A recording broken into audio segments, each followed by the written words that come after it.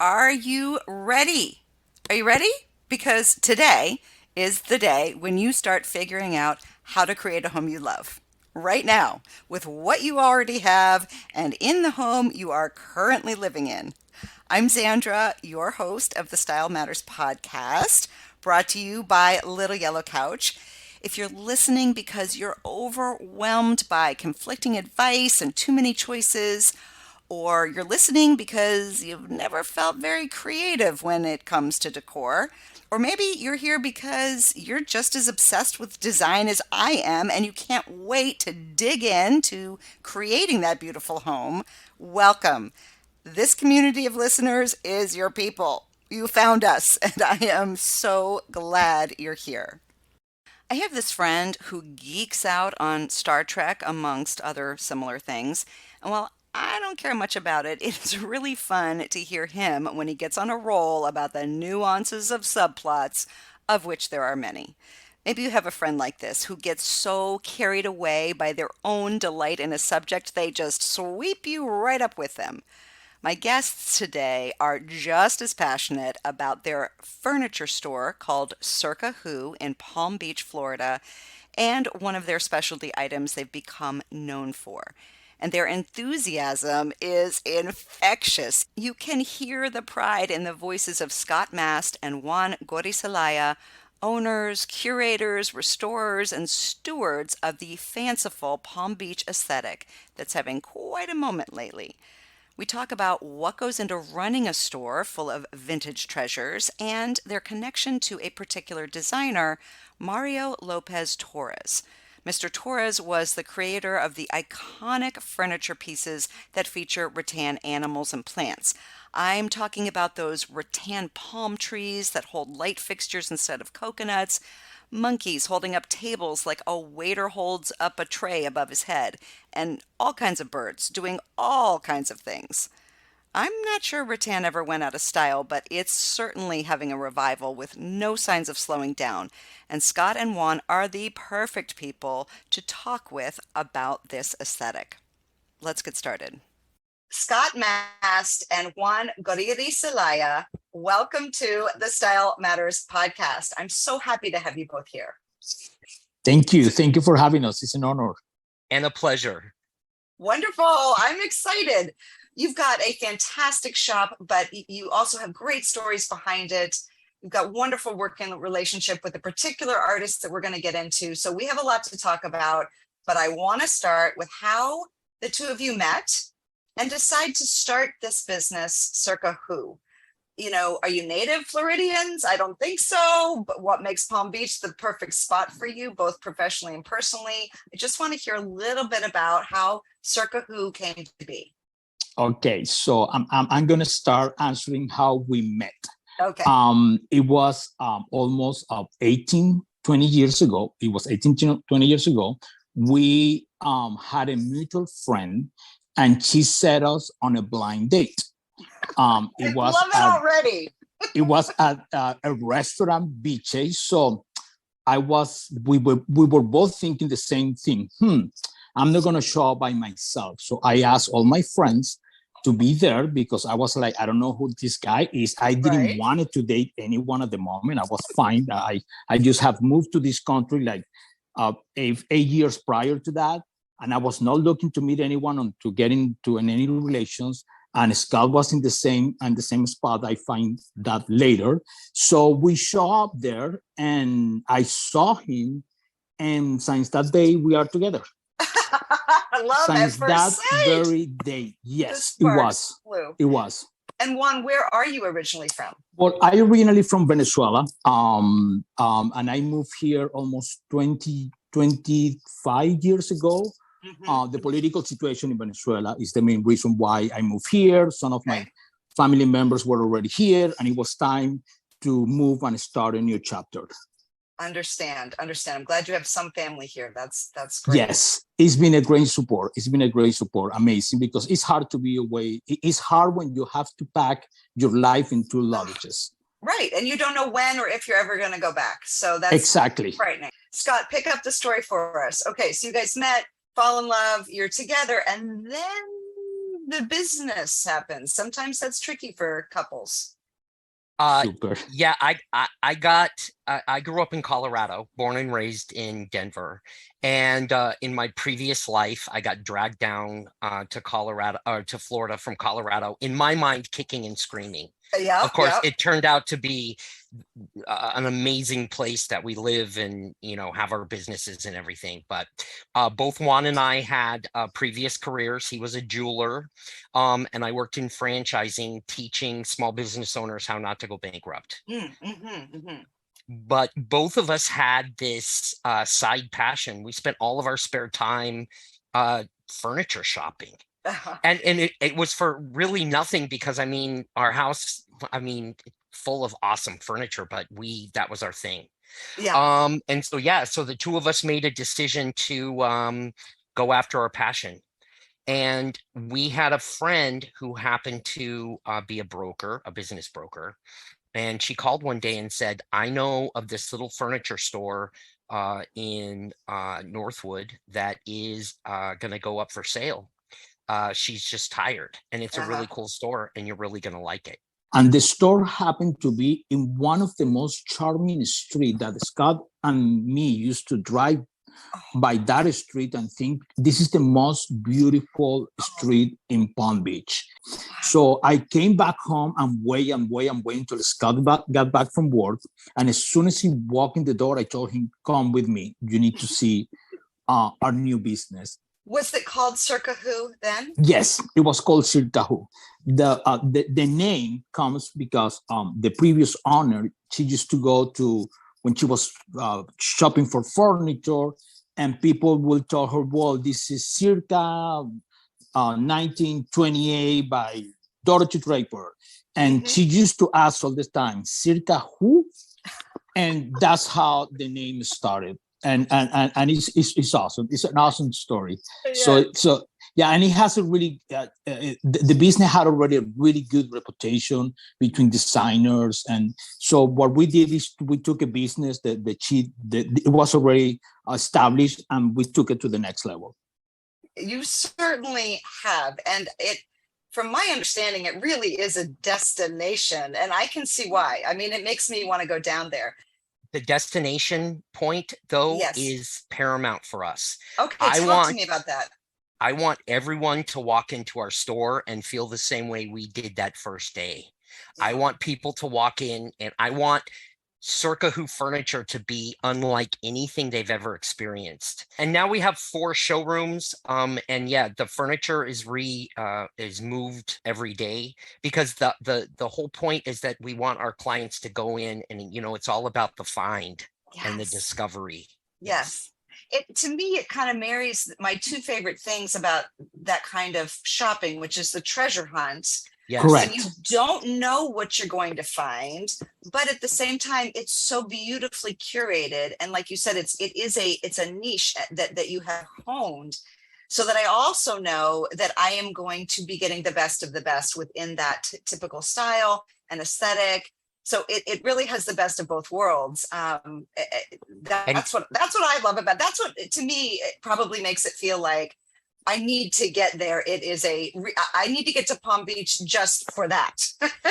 Well, the ultimate gratification is to see a client fall in love with the piece, and it's always love at first sight. And it's so gratifying to watch. You know right away that they found it. It's just the best. Yeah, it's the best. Yeah. When the pieces arrive, they are cleaned up to Circa Juan standards with basically is with the cotton swab. We go to every single piece and we detail those pieces to perfection. Then we take care of every single scratch or every single dent, anything that the piece have. And we do this with pretty much, I would say 70% of all our inventory, because we also want to leave some pieces to the creativity of our clients, a designer, to decide what lacquer, what color I'm going to put in this piece. We lacquer a lot of our furniture, but some pieces we leave them as we found them after the cleaning process, just to let our clients, our designers, to use their imagination. So let's continue talking about that passion that you both clearly have for restoration. It's people who love antiques, they always have a particular reason why. So I'm curious to know what yours is. There's a philosophy behind it, I believe, that you guys have. It's a simple philosophy. To us, furniture is art, and it's our job to save it. So we will get a piece. Juan is the primary buyer, and it's crazy. Like during a particular day, he'll probably get sent Juan, 60 or 70 pieces for our consideration. Up to 200, up to 200 pieces per day. Yeah, we that's like sometimes. that's like a big day. Yeah. Oh my gosh. And we're flipping this time of year, just in the main location, we're probably flipping 30 to 50 pieces. But so when the piece comes in, we have a discussion on every single piece, and then we decide what needs to be done in order to save it. And that's actually the angle that we go into. So for example, yesterday, this beautiful gorgeous 60s Ming coffee table with grass cloth came in, but it had clearly had a very long, colorful life. So we are going to restore the grass cloth, and then we are going to come up with some kind of beautiful lacquer to put it to bed and give it another 75 years of life. Right? Yeah. It's fantastic. And just let's get a little bit technical into the business of how this kind of shop works, just because people who listen just don't know. I don't know. You say you'll get I guess, yeah, well, pitched is probably the wrong word, but you get 60 to 200 pieces that they're given to you to consider, right? Yeah, correct. And then where are they coming from? Is it just that you've developed relationships with sources for so long? Well, at this point, we sell to designers everywhere worldwide. So at this point, everybody knows that if they have an amazing and fantastic piece of furniture to sell, we are the people to go.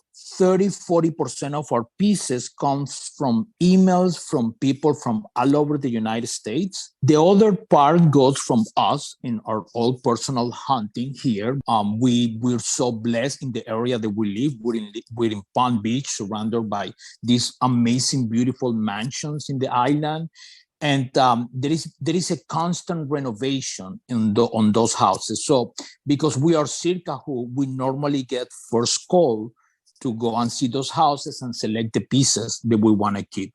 On Saturday, I had 6 people show up in, the back of their Cadillac with a piece that they, got from their mother that they didn't like anymore. And of course, then you find like one of the greatest pieces ever. Or the woman who calls and says, my next door neighbor says I have a Circa Who piece. Would you like to look at it? It's amazing. And at this point, after 18 years, a lot of the pieces that are coming back to our store are pieces that we sold 18 years ago.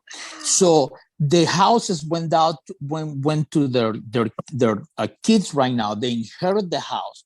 They give us a call. We buy the furniture, and funny enough, a lot of times, that same people that sold those pieces to us come to the store and they're like, oh my God, look at those chairs. The color is amazing. The upholstery is amazing. It's the chairs that you sold to us.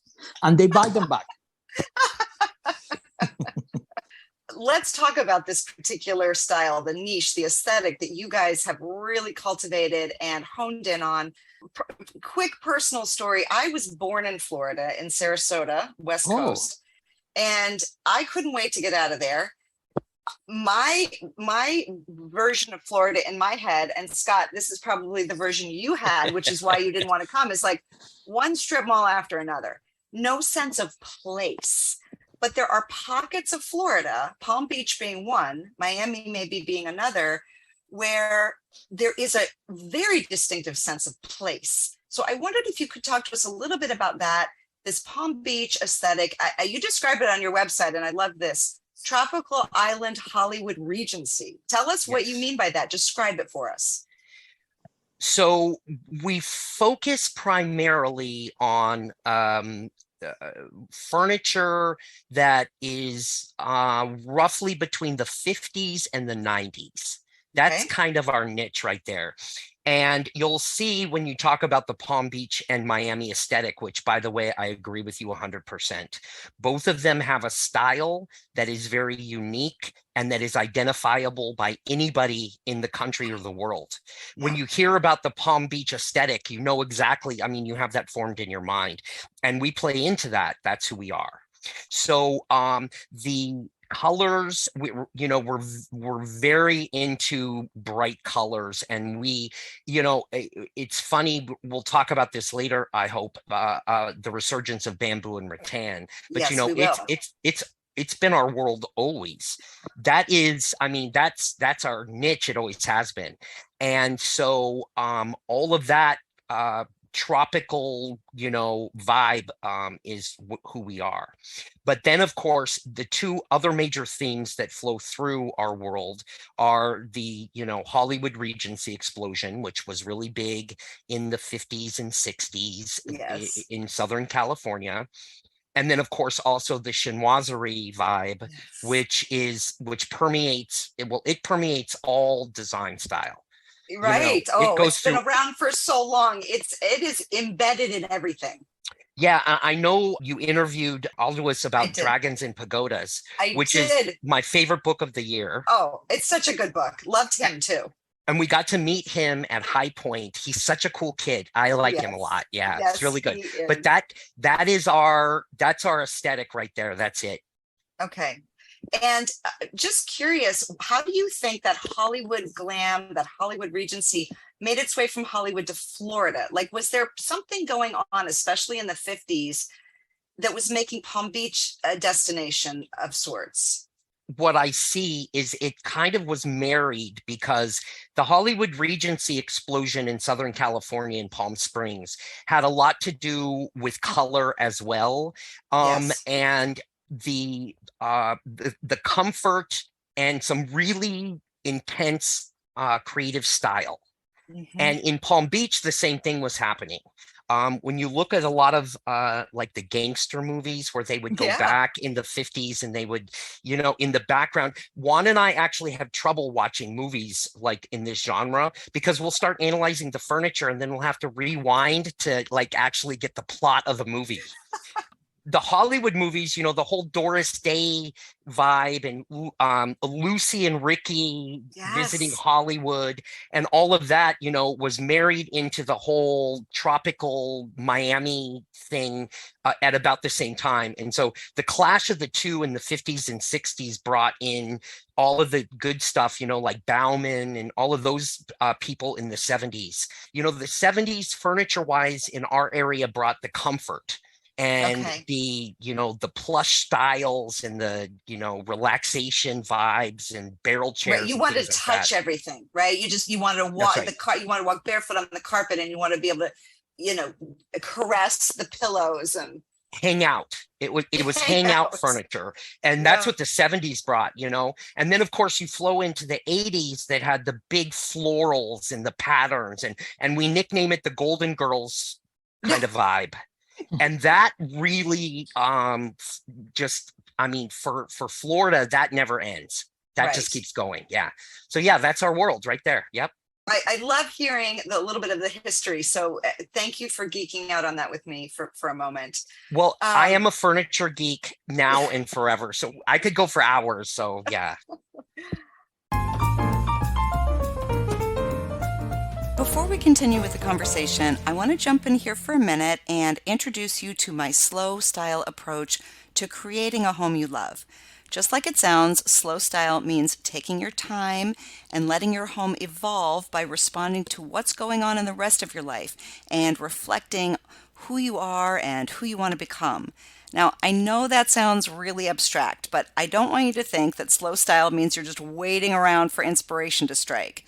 I know you need practical, hands on ways to actually develop your signature style. And that's what I'm passionate about, taking the mystery out of creative thinking when it comes to design and helping you define what your dream home actually looks like. And the best way to start is to get really clear on what your style is. Now, I'm not talking about style categories like I'm farmhouse or I'm boho. I'm talking about a one of a kind definition that is very specific to who you are. and we've got a blueprint that will help you do just that. It's our freestyle guide. I'll walk you through some questions and get you thinking about how you want to show up in your home. Just go to littleyellowcouch.com and click on the freestyle guide button right there on the homepage. I can't wait to see what you come up with. And I'm going to ask you, so don't be surprised when we start having a back and forth conversation about your home. I'm all in, and I hope you are too. All right, let's get back to the episode. All right, so I want to zero in for a little bit on Mario Lopez Torres, who is an artist, a designer, who had been making these pieces that are very iconic, that you, as soon as you see one, you know it. Tell us who he was, and there's got to be a story of you guys going, we have to find this guy, we have to unearth him. He's a recluse. That same day that Scott and me walked the very first time to the store had at the moment a monkey floor lamp and a monkey chandelier. And as soon as we looked at those pieces, we were like, oh my God. It was again, love at first sight. During the first year and a half of our operation with the store, we got here and there some couple vintage pieces. And then suddenly one day we saw a piece that didn't look that vintage, because at the moment the word out was that he had passed away, and that's it. And after that, he passed away. There's no more left. That was it. Right. Yeah, exactly. Right. There is nothing left. One day, I was telling Scott, that piece that we just got, it looks newer than all the other pieces. This piece doesn't have more than 8 years or more. So it made me think that Mario Lopez Torres may still alive. And that's when we decided to start the hunt of Mario Lopez Torres. It took almost 6 months until we found a real clue or how to get to him. It sounds like an Indiana Jones movie. It was. It was because just to get for the major airport where you can land to the place where he's located is 7 hours probably that you have to drive.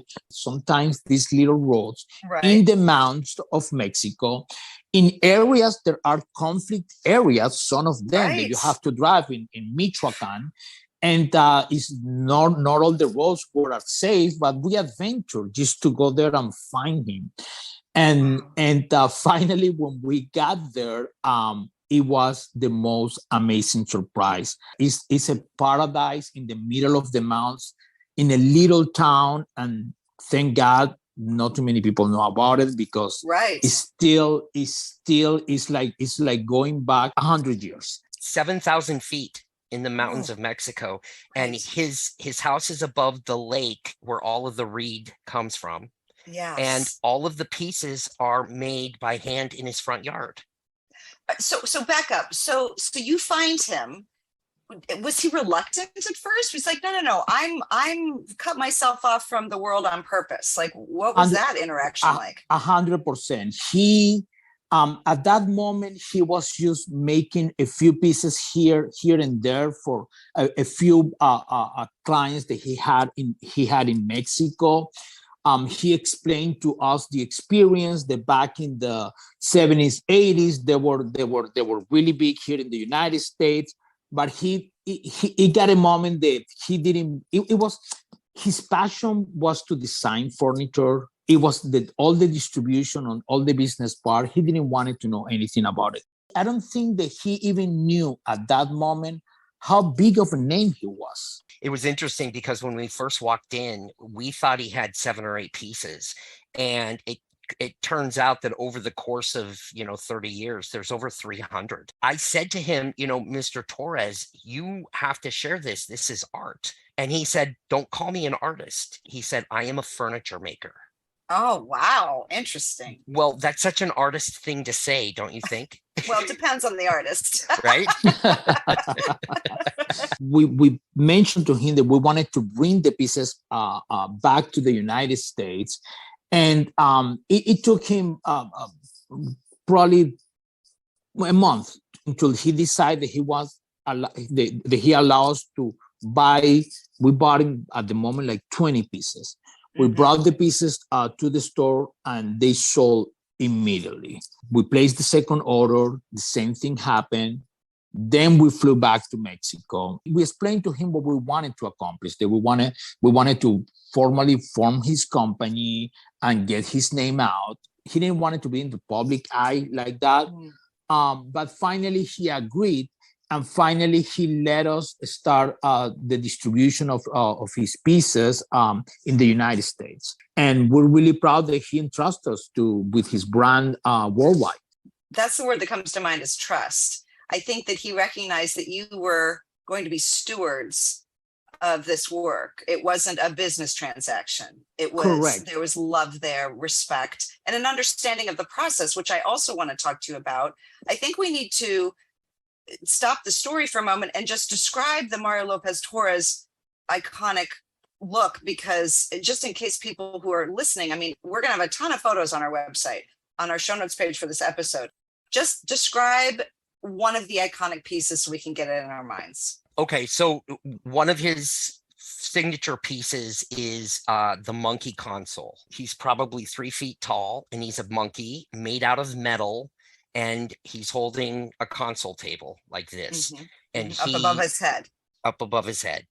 And they, all of the metal work, it's heavy metal that they construct the monkey out of in the console table. And then they weave by hand the reed around the metal to create a rattan monkey console. Yes. It's completely rattan. You don't see the metal at all unless it's purposeful, like in a beak or in a face, but it's right. A completely rattan figure.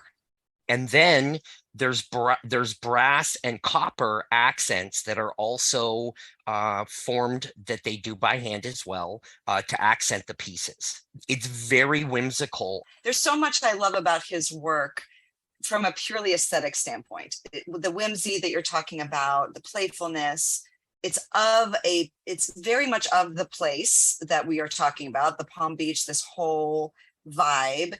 But then there's also this sustainability element to his work and an economic, socioeconomic aspect to this business that you have started with him, continue it on since he's deceased with his children. Tell us about the environmental side and the socioeconomic side. When we take over the operation and after the opening of the store in Miami and the store in Palm Beach, obviously the first impact that they have to hire a lot of more people now to weave the pieces. So every single piece is made, the metal structure is made in the ateliers there. And then people come to his house and they sit in front. It's an amazing, beautiful property. And you see the people sitting there weaving the different pieces.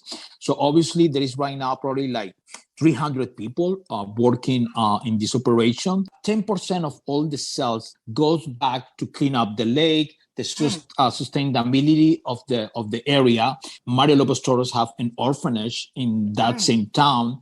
And we also donate 1% of all our sales to a foundation in Africa. So 1% of all the proceeds go to save the elephants and the rhinos in Kenya. And the big part about the sustainability and the recycling of the rattan is something that we're really proud of too.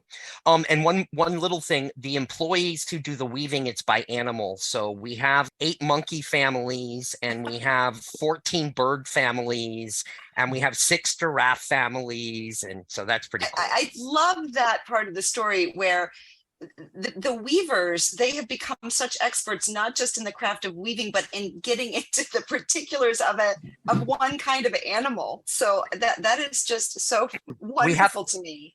We have a 9-foot giraffe bar. Right. Yeah, it takes about 8 months. We have to order it about 8 months in advance. So, yeah. So and each individual piece shows up, and it's unique. So we have giraffes that are smiling. We have giraffes that have a bit of an attitude. It's fantastic.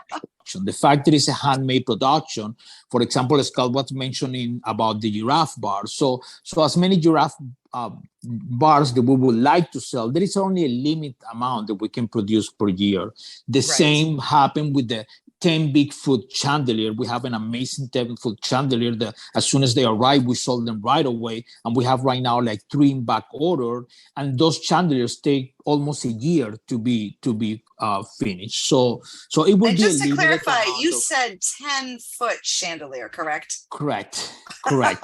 With how Wow, the many scale. monkeys, Yeah, Scott? Yeah, it's called the 15 monkey, and so it's got 15 monkeys dangling off of all parts of it. It's spectacular. Oh, And right. and also something important, Mario Lopez Torres, at this point, we knew a little bit the condition that he was fighting, and he prepared everything for this. So there are at the moment 30 or 40 new designs that they haven't even seen the public eye yet. There are some amazing pieces that we will be unveiling in the next 8 to 10 years. I mean, that is so exciting to think that his, not just his legacy is living on, but his actual design work that hadn't been created yet, but that was in his mind, is going to see the light of day. That's so exciting. Yeah.